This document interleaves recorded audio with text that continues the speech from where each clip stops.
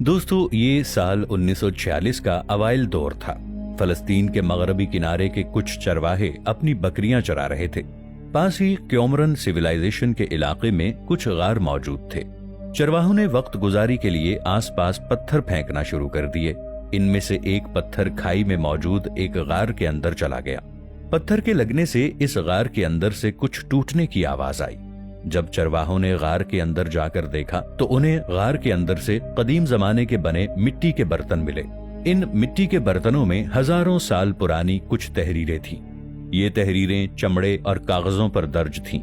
जब माहिरीने आसारे कदीमा ने आसपास के इलाकों की खुदाई की तो उन्हें तकरीबन 900 के करीब तख्तियां मिली। आज के दौर में इन तख्तियों को बुक ऑफ एनॉक कहा जाता है। अगर इसकी तहरीरों पर रोशनी डाली जाए तो ये इंसानी तारीख में एक अलग थलग और अजीबो गरीब कहानी बयान करती है। इस किताब में हजरत नूह अलैहिस्सलाम तक की इंसानी तारीख दर्ज है। इस किताब में एक खास किस्म की मखलूक का जिक्र है। ये किताब किस नबी पर उतरा हुआ सहीफा था और क्या वजह थी कि इन तहरीरों को बाइबल से अलहदा कर दिया गया था। दोस्तों, जैसा कि हम सब जानते हैं और हम मुसलमानों का ये अकीदा है कि अल्लाह ताला ने इंसानों की हिदायत और रहनुमाई के लिए कमोबेश 1,24,000 पैगंबरों को इस जमीन पर भेजा। अल्लाह ताला ने इनमें से कुछ पैगंबरों पर इल्हामी कुतुब और सहीफे भी नाजिल किए। इनमें तौरात, ज़बूर और इंजील शामिल हैं। इनको एक जगह जमा करके बाइबल का नाम दे दिया गया है। मगर एक आसमानी किताब ऐसी भी है जिसमें पुरस्रार और सहरंगेज बातें लिखी हुई हैं, और हो सकता है ये बातें दुनिया की किसी भी आसमानी कुतुब में मौजूद ना हों, और इसीलिए बाइबल के उलमा ने इस किताब और इसमें मौजूद आयात को अलग करके इसे हेनोक किताब का नाम दिया है। ये किताब पैगंबर हुनोक पर नाजिल हुई थी। अगर इस्लाम में इन पैगंबर की बात की जाए तो इस्लाम में हुनूक पैगंबर हजरत इदरीस अलैहिस्सलाम को कहा गया है। हजरत इदरीस अलैहिस्सलाम अल्लाह ताला के तीसरे नबी थे जो हजरत आदम अलैहिस्सलाम और हजरत शीस अलैहिस्सलाम के बाद नबूवत के ओहदे पर बिराजमान हुए। मुअर्रिखीन लिखते हैं कि हजरत इदरीस अलैहिस्सलाम की पैदाइश इराक या मिस्र के शहर मनफीस में हुई थी। आपके वालिद का नाम यारद था।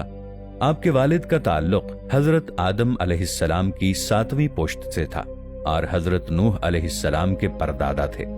सुमेरियन मैन्युस्क्रिप्ट में दर्ज तारीख इस बात की तरफ इशारा करती है कि हुनूक एक अजीम बादशाह और स्कॉलर थे और लिखने पढ़ने की इब्तिदा हुनूक से ही हुई थी।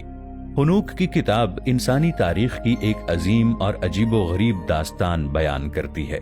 इस किताब के मुताबिक अल्लाह ताला ने फॉलन एंजल्स को जमीन पर गिराया था। इनके सरदार का नाम शामियाजा था।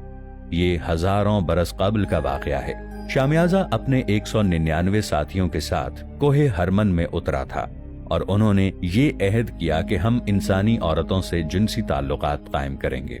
इसराइली रिवायतों के मुताबिक ये दरअसल अल्लाह ताला के वो फरिश्ते थे जिनको इंसानों के ऊपर निगहबान मुकर्रर किया गया था। मगर वक्त गुजरने के साथ साथ ये जमीन पर बसने वाली खूबसूरत औरतों के इश्क में मुब्तला हो गए। ये इंसानी औरतों की हसीन जुल्फों के असीर होने लगे और उन्होंने इन औरतों के साथ जिस्मानी ताल्लुकात कायम किए, जिसके नतीजे में नफीलियम यानी जिन्नात वजूद में आए। नफीलियम एक अजीबो गरीब और कदावर मखलूक थी। इस मखलूक ने जमीन पर खूब तबाही मचाई और इंसानों को अपनी खुराक बनाने लगे। इसराइली रिवायतों के मुताबिक वो यहाँ तक पहुँच गए कि जंगली हयात भी उनकी खुराक की लपेट में आने लगी और हजरत इदरीस अलैहिस्सलाम वही पैगंबर थे जिनको नफीलियम की हिदायत के लिए भेजा गया था। मगर इस दरिंदा सिफत मखलूक ने आप अलैहिस्सलाम के वजूद का इनकार कर दिया।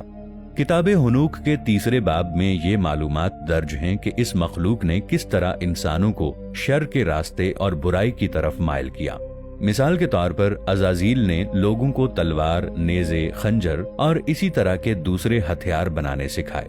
इसके अलावा उसने जेवरात बनाने और आंखों को संवारने का तरीका भी बताया। इन कामों को लेकर इंसानों में बुरी आदतें और शर फैलना शुरू हो गया। इसी तरह शमियाजा ने इंसानों को जादूगरी भी सिखाई। आमरोज ने सितारों के बारे में इल्म और कोकाबिल ने इल्म फल्कियात के बारे में लोगों को सिखाया। جب رب کائنات زمین میں اس پھیلے ہوئے فتنے اور فساد کو دیکھ کر انتہائی غضبناک ہوا اور اپنے 4 مقرب فرشتوں کو زمین پر بھیجا۔ یہ فرشتے باغی فرشتوں اور نفیلیم کو سزا دینے کا کام کرنے لگے۔ جن نفیلیمز نے عورتوں کے ساتھ جنسی رشتے بنائے تھے ان کو ہلاک کر دیا گیا اور باغی فرشتوں کو زنجیروں میں جکڑ لیا گیا۔ ان 4 فرشتوں نے فالن اینجلز کو ایک ایسی جگہ قید کر دیا جہاں وہ تا قیامت قید رہیں گے۔ اللہ تعالیٰ نے حضرت ادریس علیہ السلام کو زیر زمین جانے کا معجزہ عطا کیا تھا۔ اس کتاب میں یہ بھی درج ہے کہ حضرت ادریس علیہ السلام کس طرح فرشتوں کے پروں پر سواری کیا کرتے تھے اور ہوا میں پرواز کیا کرتے تھے۔ وہ آسمان سے اس پوری دنیا اور پربتوں کو دیکھا کرتے تھے۔ حضرت ادریس علیہ السلام کے التماس کرنے کے باوجود رب کائنات نے یہ فیصلہ کیا تھا کہ زمین کے وجود کو پاک کرنے کے لیے اس زمین پر ایک ایسا دردناک سیلاب لایا جائے گا جس سے نفیلیم اور درندہ صفت قد آور جنات ہلاک ہو جائیں گے اور یہ زمین اس مخلوق سے بالکل پاک ہو جائے گی۔ چنانچہ حضرت نوح علیہ السلام کے دور میں، جو کہ حضرت ادریس علیہ السلام کے پوتے تھے، ان کے زمانے میں یہ دردناک طوفان یعنی عذاب آیا۔ اس عذاب میں نفیلیم اور برائی پھیلانے والے جنات کا صفایا کر دیا گیا، ماں سوائے ان کے جن کو حضرت نوح علیہ السلام نے اللہ تعالیٰ کے حکم سے اپنی کشتی میں سوار کیا تھا۔ اس سے پھر دوبارہ دنیا میں بنی نوع انسان کی ابتدا ہوئی۔ دوستو، آپ سوچ رہے ہوں گے کہ وہ فرشتے جن کو فالن اینجلز کہا جاتا ہے وہ اللہ تعالیٰ کے نافرمان اور سرکش کیسے ہو گئے، جبکہ اسلامی عقیدے کے مطابق فرشتے کبھی بھی اللہ تعالیٰ کی نافرمانی نہیں کر سکتے کیونکہ وہ گناہ سے پاک مخلوق ہے۔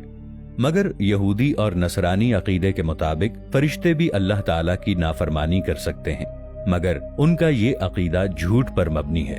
اس لیے یہی کہا جاتا ہے کہ فالن اینجلز کوئی فرشتے نہیں بلکہ جنات ہوں گے جو اپنی نافرمانی کی وجہ سے زمینی خطے پر پھینکے گئے تھے اور اہل کتاب نے ان کو ایک فرشتے کے طور پر پیش کیا، جبکہ ایک دوسرے نظریے کے مطابق یہ کہا جاتا ہے کہ فالن اینجلز آسمان سے نازل کردہ کوئی اور مخلوق تھی۔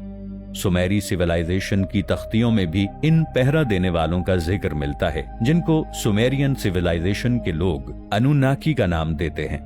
ان تختیوں کے مطابق اینوناکیز آسمان سے زمین کی طرف آئے تھے اور ٹیکنالوجی کے لحاظ سے یہ انسانوں سے بہت آگے تھے۔ انہوں نے بنی نوع انسان کو کئی مہارتیں اور علوم سکھائے، مگر زمین پر مچائے گئے فسادات ان کی ہلاکت کا موجب بنے۔ ہو سکتا ہے وہ مخلوق کسی دوسرے سیارے سے اس زمین پر آئی ہو۔ جب حضرت ادریس علیہ السلام کو ان پر پیغمبر بنا کر بھیجا گیا، جب انہوں نے حضرت ادریس علیہ السلام کے وجود کا انکار کیا تو ہو سکتا ہے ان کو زیر زمین قید کر دیا گیا ہو اور ان کی باقی رہنے والی نسلوں کا طوفان نوح کے ذریعے صفایا کر دیا گیا ہو۔